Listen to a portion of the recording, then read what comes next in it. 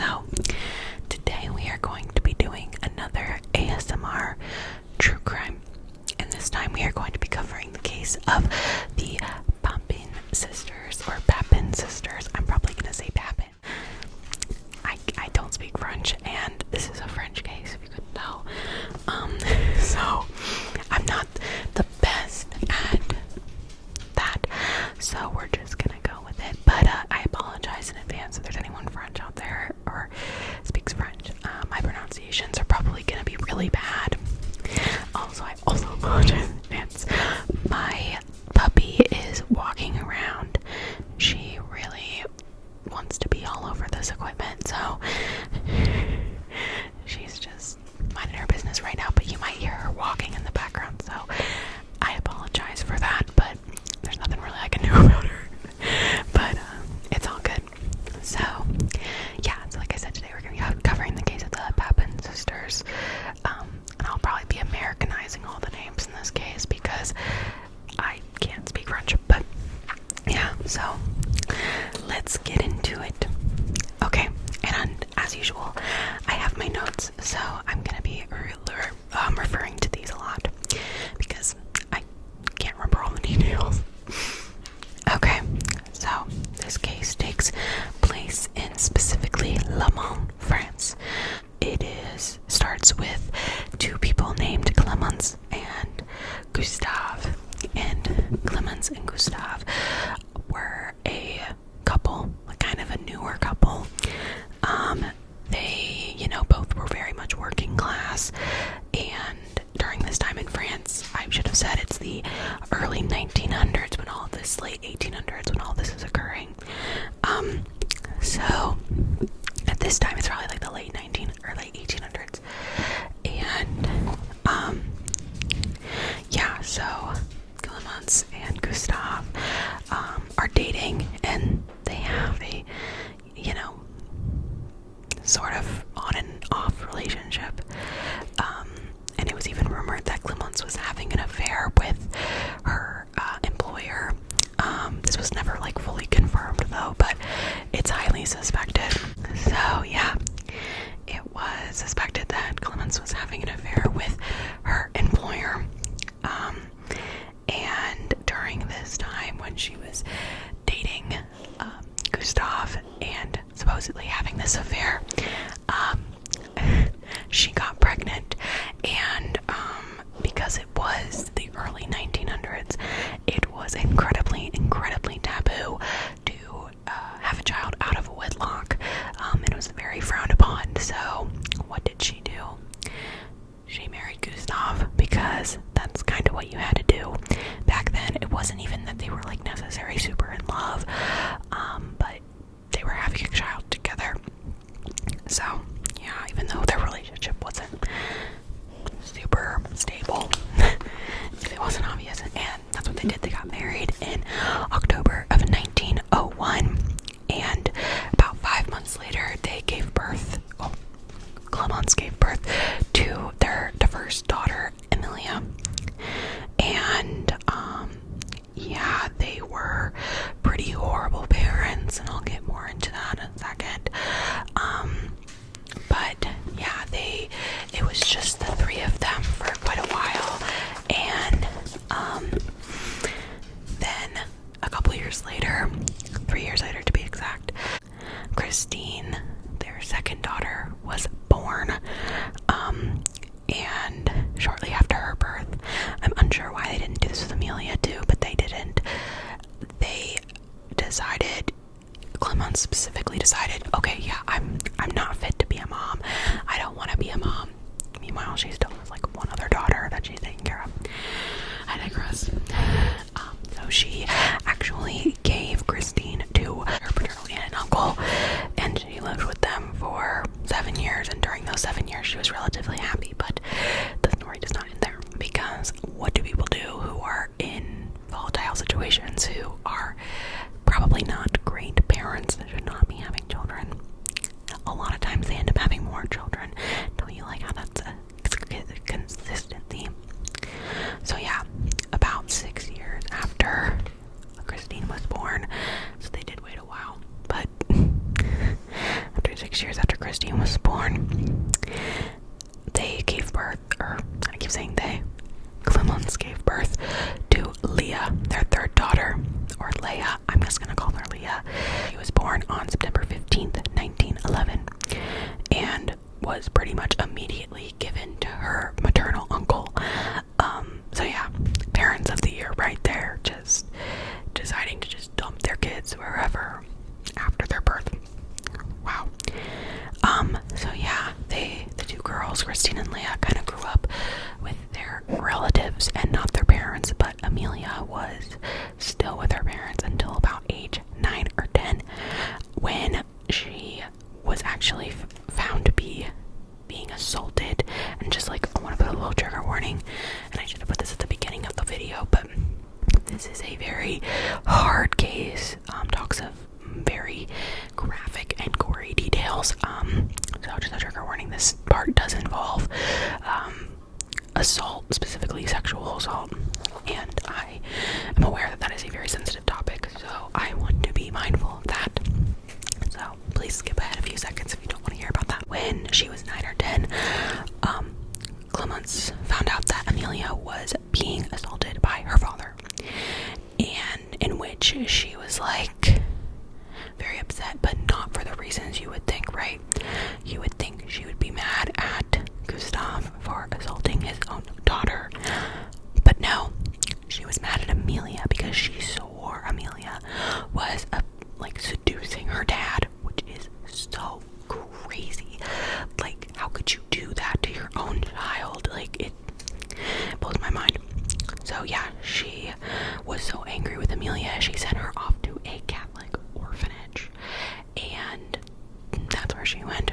She was off to a Catholic orphanage. Shortly thereafter, Christine and Leah actually were also taken to the same orphanage, and it's kind of unclear as to why. I'm pretty sure for Leah specifically that her guardian had passed, and I think for Christine the same is also possible, but it could have also been that Clemens just made her go to the orphanage, and you'll see why in a second. So at this orphanage, it's obviously a Catholic orphanage, so it's like nuns are basically raising these girls. And what the nuns are doing, they're teaching them like how to clean, how to cook, how to, all the housely duties that women do. And basically they were setting these girls up to either A, become a nun themselves, or B, be maids. And well, the idea of being maids was exactly what Clemens wanted for her daughters. You see, Clemens didn't want to raise her daughters, so she gave them to the orphanage, but she wanted to get money from them as soon as she could. So as soon as her daughters turned 15, she was like, I'm gonna make them go to the workforce, they're gonna be maids, and I'm gonna get all their money. Mother of the freaking year.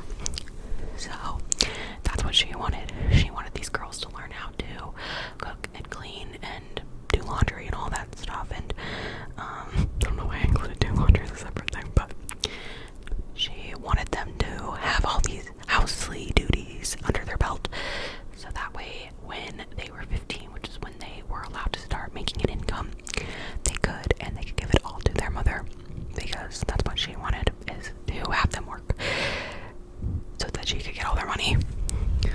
Yeah, great mom. So yeah, that's what they did. They stayed in there.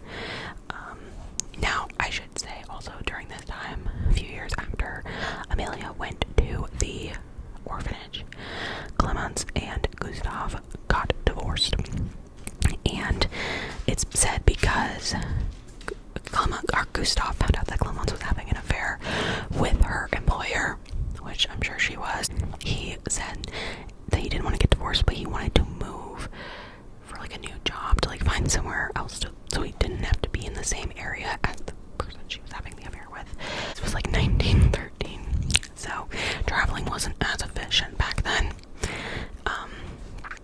And he wanted to move, and Clemens basically said, I would rather die than move with you and leave them on. So they got divorced, and really not much is known about Gustav after this point, other than the fact that he was a horrific father and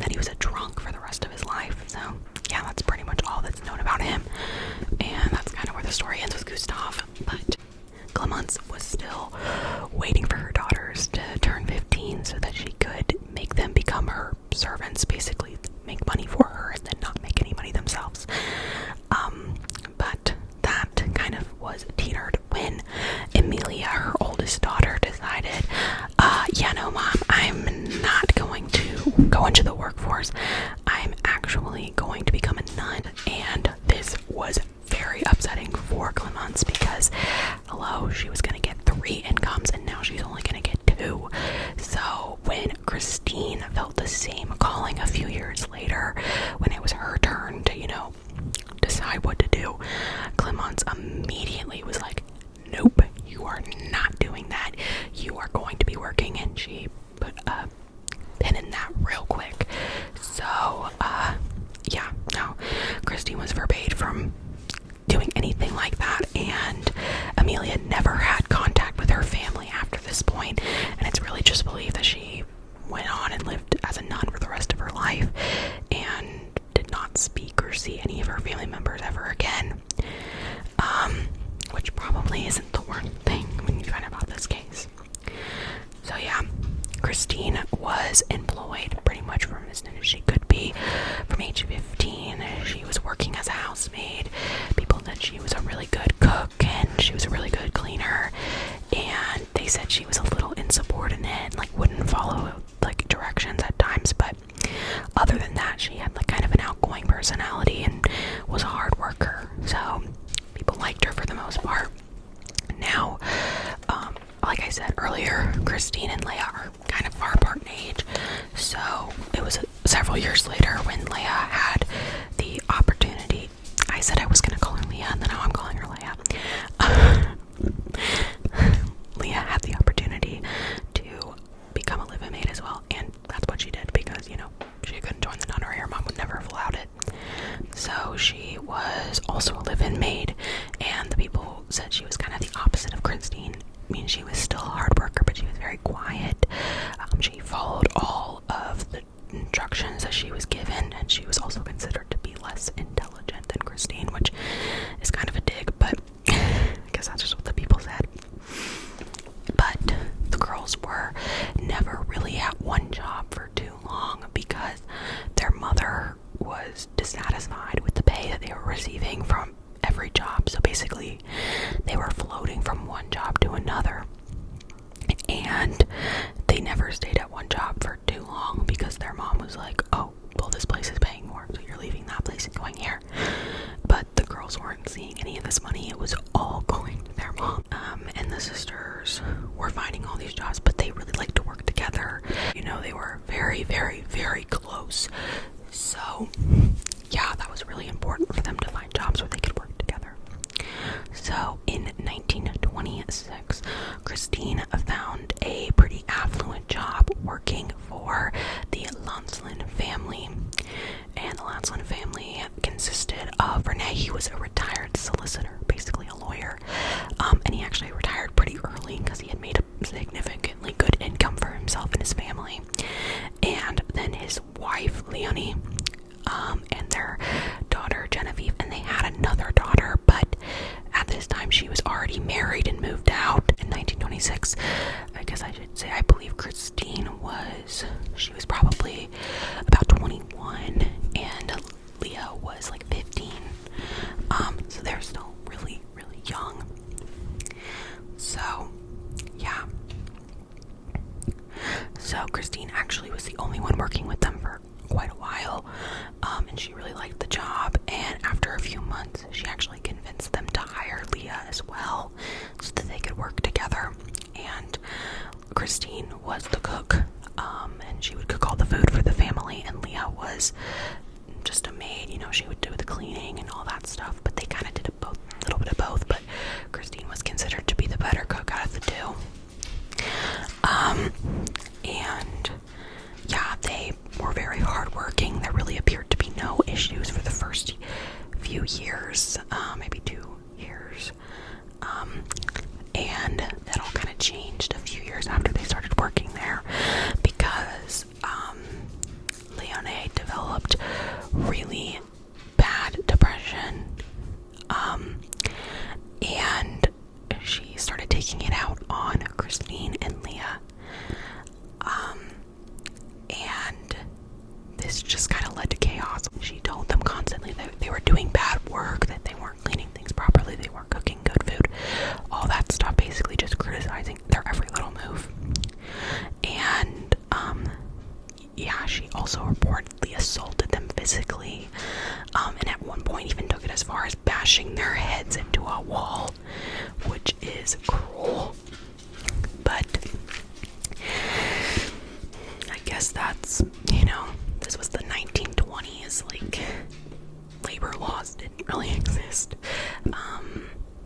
So, yeah, and this just kind of went on and on for a few years, and it all hit a turning point in 1923, or 1933 to be exact, on February 2nd, 1933.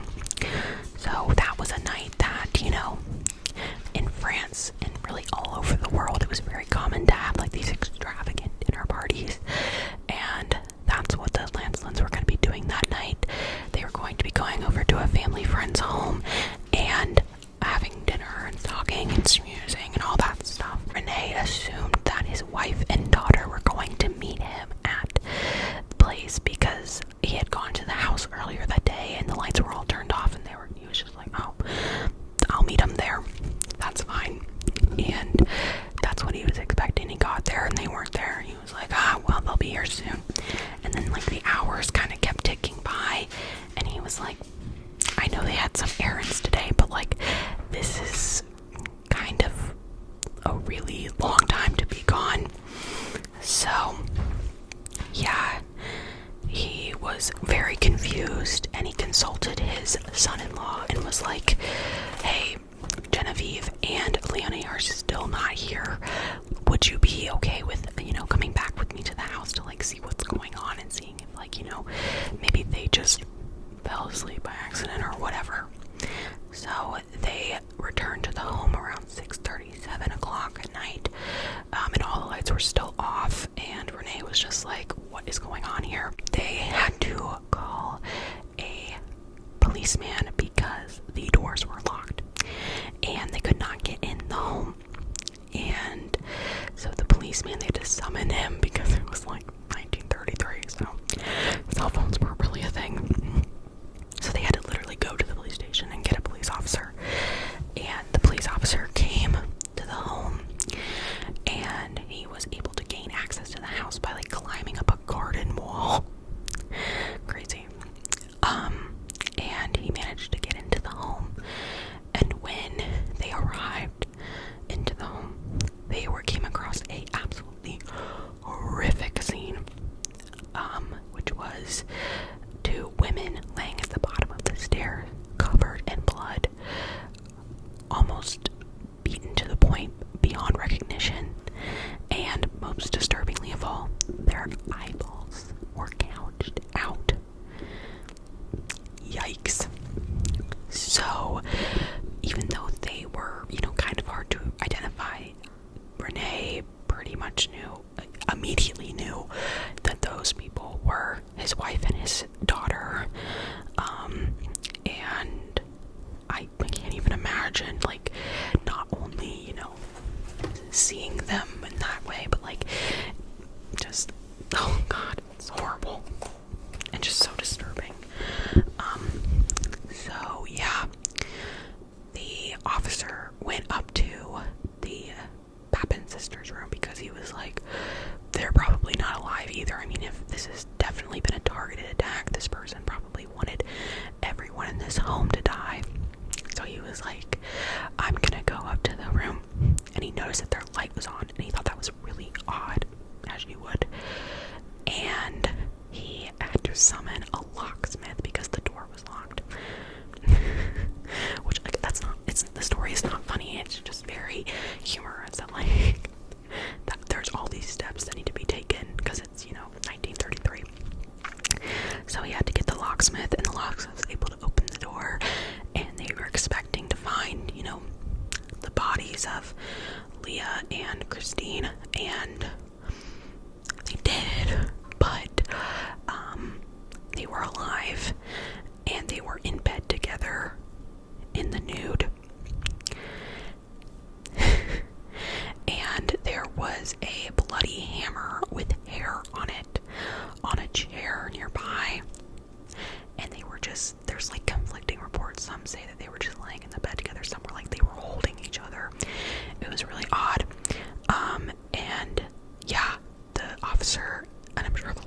to, because I'm assuming he was there, were absolutely horrified and immediately took the women in for questioning, and they didn't deny their involvement at all, not one bit, and they started sort of breaking the story down for the investigators.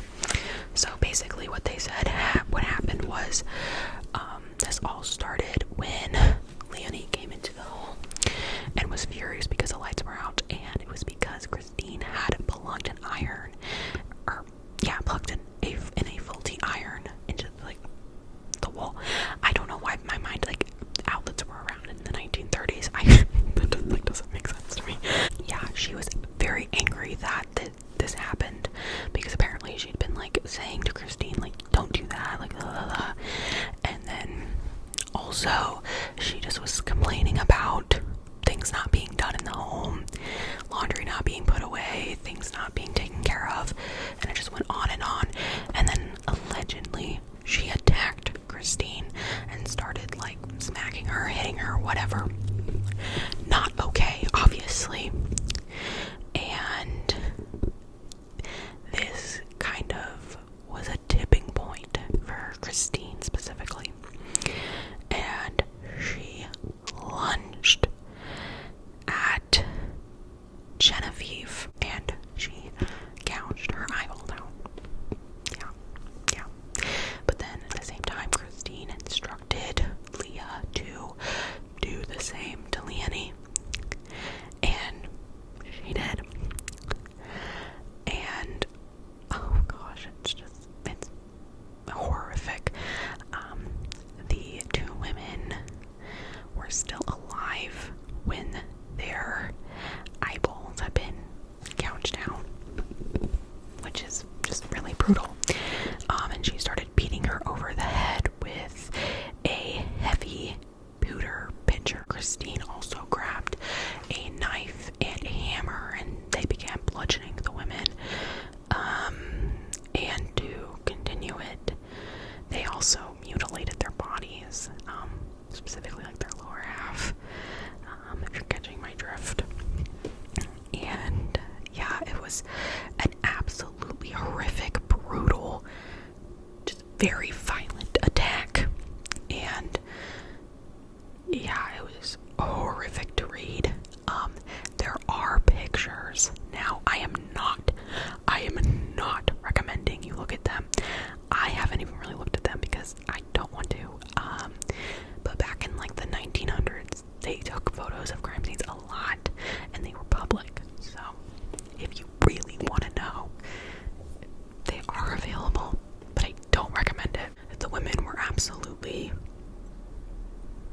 butchered, for a lack of better term. And the sisters immediately said that these crimes were committed in self-defense, and they did not want to blame the other one, because, like, you know, police kind of like to play people like, oh, well, did she tell you, blah, blah, blah. No, they both wanted to take the sole responsibility. And yeah, I mean, they confessed to the crime, but they were like, I'm not gonna blame my sister. And the girls were actually held in separate prisons, which was very, very hard for Christine. She developed a very intense relationship with her sister, which I will delve more into. And she begged and begged and begged and begged the officers to let her see her sister, and eventually they caved.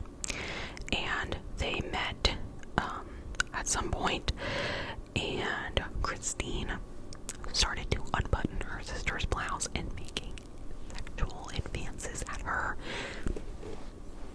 which is just so bizarre. But from what I gathered, Leah did not reciprocate these emotions, but yeah, it was really horrible to read. But basically, during her entire time in prison, Christine was just distraught without Leah. I keep calling her Leah. And at one point in July of 1933, she tried to gouge her own eyes out because she couldn't be with Leah. She was so miserable. And that actually ended up getting her put in a straitjacket, which she remained in for, I think, up until her trial, until she was sentenced. So yeah, and she told everyone like, oh, the episode where I tried to gouge my eyes out is very similar to the one I had before, you know, committing the crimes against Lanny and Genevieve, really leaning into that insanity thing. So yeah, kind of leading into that, both girls pled not guilty by reason of insanity, and the observers and like who watched the trial kind of all like, they looked very in a daze and like not really there mentally, but the prosecution had 3 doctors you know, test the girls, have like do mental evaluations, and they said that they were mentally competent to stand trial, which like I don't really buy. And they even said that the sexual relationship that maybe was perceived, you know, by them being nude in a bed together and all that stuff, wasn't really, you know, what it seemed. They were just really close, and yeah, that's what they tried to argue. But in September of 1933, medical testimony noted a history of family mental illness, severe mental illness. One of their uncles died by suicide, and one of their cousins was in an asylum. So the family history is not looking great. But like, also look at their parents, like that also I think is very telling. So it was concluded by further mental examination that Christine and Leah suffered from shared paranoia disorder, and this is believed to occur when groups or pairs of people isolated from the world develop paranoia when one partner dominates the other. So in this relationship, Christine was very much the dominant one. She was very outgoing. Leah was very quiet. So Leah basically was, you know, just listening to whatever Christine told her. Now Christine, you know, they were both found guilty. Shocker. And Christine was sentenced to death by guillotine, which is so crazy to me. Because I think they were still doing guillotine killings until at least the 50s in France, maybe even later. But that was actually later commuted to life in prison. They changed their mind, I guess. Christine was absolutely miserable in prison. She wanted to be with her sister. She was constantly sad and frustrated, and yeah, she wasn't permitted to be with her sister at all, obviously. And she refused to eat. She refused to drink water, do any of that, and she was transferred to a mental hospital in Rennes, France. But she continued to starve herself while she was there, because you know, they thought that she would just like figure it out while she was there. They would force her to eat or whatever, and it didn't work. And Christine died on May 18th, 1937. So yeah, she did not really live in prison for that long, only about 4 years. And it's just crazy to think about like how fast the trial and like the murder happened. 7 months between the crime and the conviction, which is so crazy because that would never happen nowadays, probably for good reason. So even for like very minor crimes, you would never see that happening nowadays. But yeah, and to the shock of at least me, Leah only served 8 of her 10-year sentence, 8 years of her 10-year sentence, which is wild to me. I mean, the court deemed that, you know, Christine was the bigger threat, which I understand, but the fact that she didn't even serve 10 years for killing 2 people is bonkers to me. And yeah, she got out 2 years early for good behavior. Okay. And after she got out of prison, would you believe this? She went to go live with her mom. Yeah, her abusive, horrible mom. In Nantes, France. She went to go live with her mom, and she changed her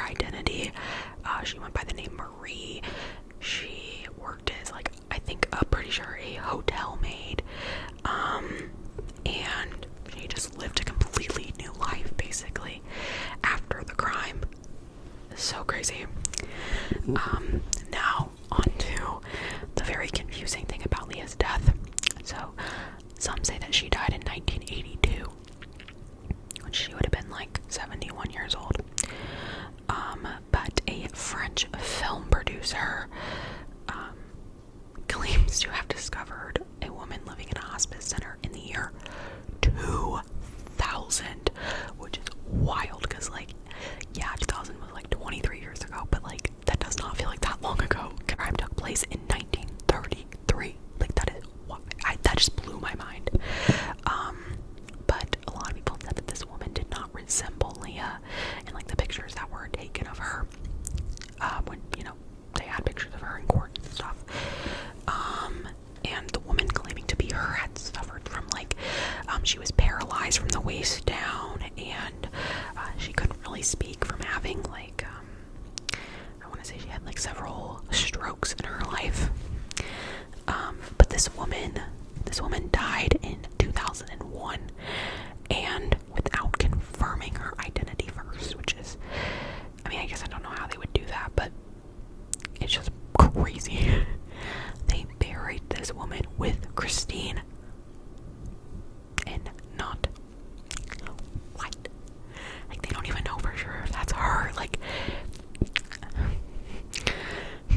okay. I thought that was so crazy. But yeah, and that's basically it. That is the case of the Papin sisters. It is very sad. Their lives were very sad and cruel. But also just the horrible crimes that they committed is like absolutely unforgivable and unforgettable. But yeah, it's an absolutely horrific crime.